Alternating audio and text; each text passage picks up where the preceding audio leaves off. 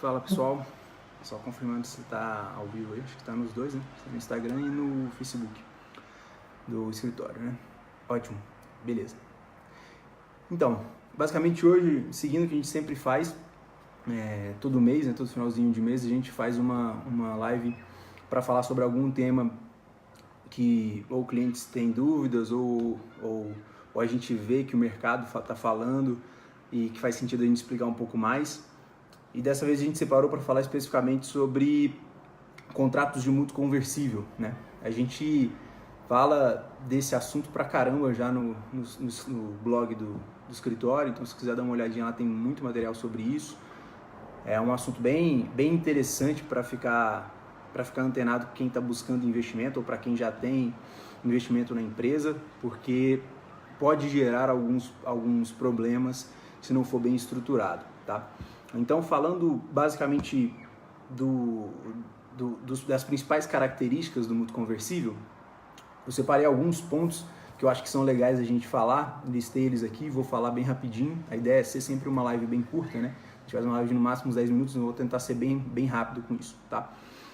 As principais características do contrato de mútuo conversível, acho que o principal ponto para o empresário ter uma noção é de que o mútuo conversível ele é um mútuo, né? Como o próprio nome diz. Então, por ser um mútuo, ele necessariamente é uma dívida, tá? No caso, é uma dívida de valor pecuniário, então tem dinheiro, no caso de investimento em startups, né? E a contrapartida dele necessariamente vai ser ou uma conversão em participação societária, e por isso que chama mútuo conversível, ou então ele vai ser um retorno do valor emprestado devidamente corrigido, tá? A gente sempre fala disso porque tem que ficar claro para o empreendedor e também para o investidor que o mútuo conversível, essencialmente, ele é um empréstimo, né? E por ser um empréstimo, ele tem as consequências de um empréstimo. Primeiro, ele precisa, tecnicamente, prever um reajuste.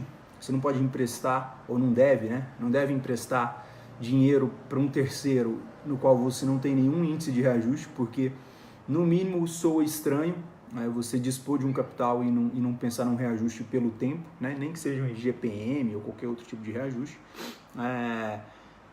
E segundo, porque essencialmente vai ter uma tributação sobre isso, ou deveria ter um recolhimento. No caso, a discussão que se tem é sobre IOF, né? Porque se você não tem um reajuste, eu vou partir da interpretação, eu posso dar a interpretação à Receita Federal, que aquilo na verdade é uma doação e não um empréstimo, e por isso eu teria uma tributação sobre doação e não sobre operação financeira, ou seja, eu não teria IOF, eu teria o imposto de doação, né? Que é mais alto. Então, no ponto de vista prático, é ruim você não ter um reajuste na prática, tá? E não ter também uma previsão de retorno. Então, por isso que geralmente a gente sempre vê essa discussão do tipo, mas se eu pegar esse empréstimo e eu não puder devolver, eu posso deixar uma condição lá de que se eu não quiser, eu não preciso cobrar, o investidor pergunta, né? Ou o investido pergunta, posso deixar uma condição lá de que se eu não quiser, eu não preciso pagar, ele pode me liberar do pagamento, eu não preciso devolver esse dinheiro se ele não quiser converter? A gente orienta que não. A gente orienta que você tenha sempre essa condição de poder devolver, de você ter a obrigação de devolver, seja em percentual, seja em dinheiro corrigido, tá? Na prática é isso que a gente faz. Falando sobre o prazo, o mútuo conversível sempre precisa ter um prazo, assim como qualquer outro empréstimo, tá? Esse prazo geralmente é o período pelo qual o investidor tem tempo para definir se ele vai querer converter em participação societária, se ele vai ter o dinheiro de volta, ou se ele vai esperar mais um tempo, vai prorrogar, é um momento que ele tem para se manifestar. Até aquele momento, em regra, né, a gente sempre estabelece assim um deadline, um limite de tempo lá, para ele falar, olha, efetivamente eu quero converter em participação societária esse dinheiro que eu te emprestei, por exemplo, sei lá, te emprestei R$100.000 por 10%. Vamos botar um prazo aqui de 36 meses. Então eu tenho 3 anos para me manifestar. Se eu quero fazer parte da sociedade, aí eu vou quitar o mútuo com a participação societária. Você tem uma estrutura operacional que vai fazer isso se justificar tecnicamente, não vou entrar nisso agora. Ou então eu vou falar, não quero converter, eu quero só o dinheiro corrigido pelo índice que a gente definiu. Geralmente a gente orienta a fazer um índice bem razoável, nada muito agressivo, porque a gente está falando de um investimento em startups. E por ser um investimento em startups, é um investimento de alto risco, no qual as partes têm que saber que ele não está pensando naquele investimento como ele estaria pensando no investimento, sei lá, num fundo de investimento em si, tá? Ele está investindo numa startup no qual ele prevê um grande sucesso. Se não der certo, infelizmente é o risco da operação, né? E aí uma outra característica que sempre vai existir para a gente matar essas principais características, são os direitos de pré e pós-conversão, tá? Você sempre vai ver essas condições de direito de pré e pós-conversão lá. Então, a pré-conversão, o quê? São as obrigações os direitos que o investidor, na maioria das vezes vai estar pautado no investidor, né? Quais são os direitos que ele tem quais são os direitos que ele pode exercer antes mesmo de converter. Na maioria das vezes a gente vê alguns direitos discutindo questões, por exemplo, como, sei lá, vamos pensar aqui, mas a gente vê discussões prevendo a respeito de orçamento, liberação de orçamento para a empresa utilizar, liberação de prolabore dos sócios, contratos com parceiros de um valor mais alto. Então sempre tem alguns direitos pré que a gente vê essa discussão. A gente não gosta muito de ficar opinando se está certo ou se está errado, mas a gente vê bastante acontecer. E os pós, geralmente eles são direitos que vão estar vinculados também à qualidade dos outros sócios e às vezes vem um outro direito a mais para o investidor que os sócios não tinham previsto para eles mesmos. Então, sei lá, um direito de saída primeiro, um direito na preferência de venda, ou um valor, um multiplicador maior numa saída de um momento de liquidez, de venda das cotas.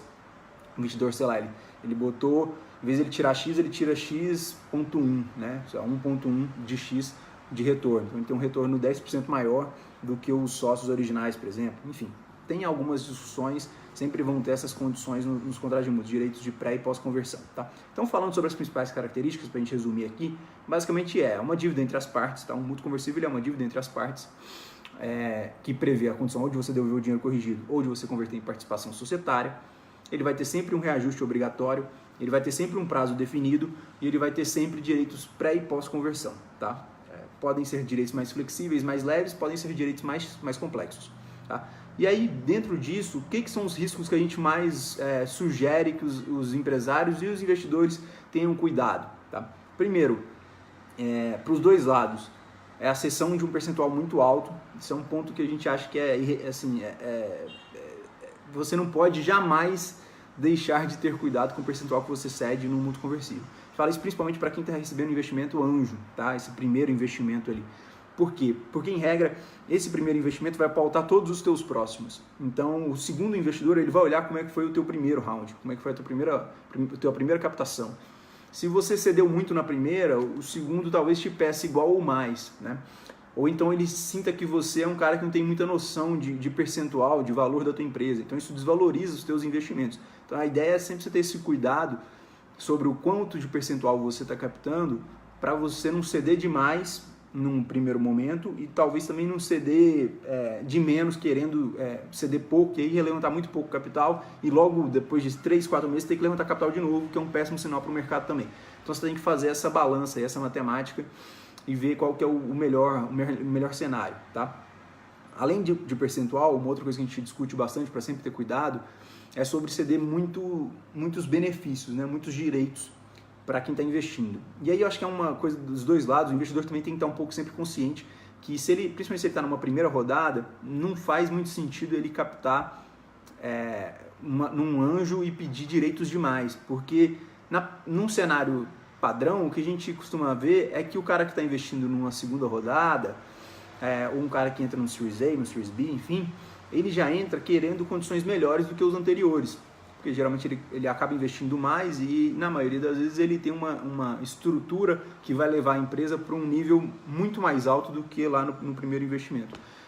Então por isso ele barganha muito. E aí se ele pedir mais direitos, aí você acaba complicando muito a negociação. Aí a empresa começa a perder poder demais, mesmo que ceda muito pouco percentual. Então é meio bizarro assim, né, do ponto de vista de cessão de direitos, você ceder direito demais no primeiro, porque depois você vai ficar sempre barganhando para tirar direito do investidor, aquele que investiu primeiro em você, para passar para um novo investidor, e aí você fica nessa briga. Então é sempre bom ter muito cuidado com os direitos que você está cedendo, principalmente nas primeiras rodadas, nos primeiros investimentos que você estiver levantando, tá? O outro ponto é o prazo muito curto ou prazo muito longo. Muito curto porque se você botar 12 meses, por exemplo, numa startup, é um prazo bastante curto, principalmente para quem está buscando investimento anjo, tá? 12 meses para uma startup é um tempo muito curto para você validar a ideia, entender se você tem mercado, achar um product market fit lá e tal. E às vezes, nesses 12 meses você ainda não chegou nisso e o teu investidor está ali, pô, agora eu vou ter que manifestar se eu quero ou não converter. Não, então eu não quero, eu quero dinheiro de volta. E ele te suga capital no momento que você está crescendo, né? Então é legal você fazer essa matemática para saber se eu estou cedendo num tempo bom ou não, e também não é muito bom você botar num prazo muito longo, porque o muito longo esse cara fica amarrado, né, sem obrigação de converter, e você querendo, por exemplo, eventualmente fazer uma segunda rodada, precisa botar esse cara logo para dentro, ou que ele se manifeste para fazer o que a gente chama de follow, né, que é ele seguir o investimento e investir também junto com outros caras, e ele fica ali numa posição de muita segurança e acaba às vezes não fazendo. Então, o ideal é você fazer um meio termo, tá? A gente vê muito, só para dar uma noção, a gente vê muito os prazos entre 36 e 72 meses, tá? Então, ali entre mais ou menos entre 3 e 5 anos, tá? 3, 5, 6 anos, alguma coisa assim. Esse era um outro ponto. E a última coisa que a gente acha muito relevante é a questão da dívida solidária, tá? Tem que tomar muito cuidado, porque alguns investidores interpretam que faz sentido você definir no caso de uma dívida, o investido vai responder solidariamente se a empresa não puder pagar. O que isso significa? Basicamente, se a startup quebrar ou a startup não tiver capital, eu vou poder cobrar do sócio. Na prática, a gente acha que isso mata qualquer possibilidade de investimento, porque eu transfiro todo o risco da operação para a pessoa física do investido. E isso é completamente contrário à essência de investimento em startups. Todo mundo que está nesse negócio sabe que trabalhar com startups é trabalhar com alto risco. Então é para todo mundo que está envolvido, é alto risco. Para quem investe, para quem é investido, para quem é parceiro, para todo mundo. Você sempre sabe que essas empresas podem ou dar muito certo ou fracassar miseravelmente, né? Então, assim, dificilmente você vai ter uma startup que ela vai ficar andando de lado logo no começo, assim. Ou ela vai sair e vai dar muito certo, ou então ela fala, putz, não deu muito certo, aí os investidores saem fora, ela morre por falta de capital, alguma coisa assim. Então é mais comum a gente ver esses dois cenários. E por isso a gente acha que é meio contraditório você querer passar a dívida para o sócio. Tá? Então, num cenário de dívida, o ideal é que a dívida fique restrita somente à PJ, à empresa. Quando é que você vai passar essa dívida para o empreendedor? Quando você tiver uma condição que a gente chama de desconsideração da personalidade jurídica, ou seja, quando eu tiver uma condição na qual eu consigo comprovar que o empreendedor agiu basicamente de má fé, né? Ele fraudou alguma coisa, ou ele confundiu o patrimônio, pegou grana de investimento e comprou uma casa, comprou um carro para ele, aí beleza, eu consigo comprovar que ele esvaziou o patrimônio da empresa para se beneficiar, ok, agora eu vou cobrar dele. Se não for num cenário desse, o ideal é que a dívida fique restrita à empresa. Se a empresa quebrar, eu como investidor, eu vou cobrar da massa falida, tá? E vou entrar no rol de credores, enfim, vou entrar nesse caminho, porque eu sei que é um investimento de risco. Então, acho que esse é o principal ponto, assim. Precisa ficar muito claro que investir em startups é investimento de risco, de alto risco, e por isso eu não preciso esperar que eu estou investindo numa startup e vou ter meu dinheiro de volta de qualquer forma. No pior cenário, eu vou cobrar do investido.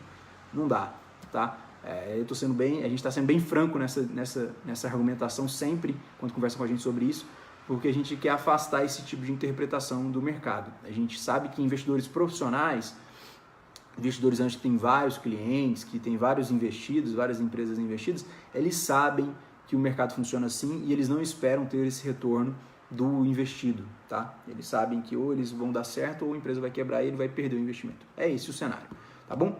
Então esses são os riscos, basicamente é ceder muito percentual, ceder muitos direitos, ter um prazo muito curto ou um prazo muito longo do mútuo conversível, dessa duração do mútuo conversível, e você deixar que a dívida seja solidária, ou seja, que ela seja transferida também para o empreendedor, tá? A gente acha bem absurdo isso, tanto solidária quanto subsidiária também não faz sentido no nosso ponto de vista. Ela é uma dívida que tem que ficar restrita ao patrimônio da sociedade, na maioria das vezes uma limitada, né? É basicamente isso, pessoal. Acho que foi até um pouquinho mais do que eu queria, dos 10 minutos aí, mas a ideia era essa. Espero que tenha ficado bem claro, tentei ser bem objetivo nas coisas e dar alguns exemplos para ficar claro para vocês. A gente tem uma série de vídeos já no canal do YouTube, tá também na página do Facebook, a gente está fazendo agora no Instagram TV, então fica à vontade para dar uma olhada nos outros. Se tiver alguma dúvida, manda pra gente está sempre disponível para trocar uma ideia e entender como é que a gente pode melhorar as coisas nos nossos conteúdos, tá bom? Valeu, espero que tenha sido bom aí e qualquer coisa pode mandar um feedback pra gente, tá joia? Valeu, um abração.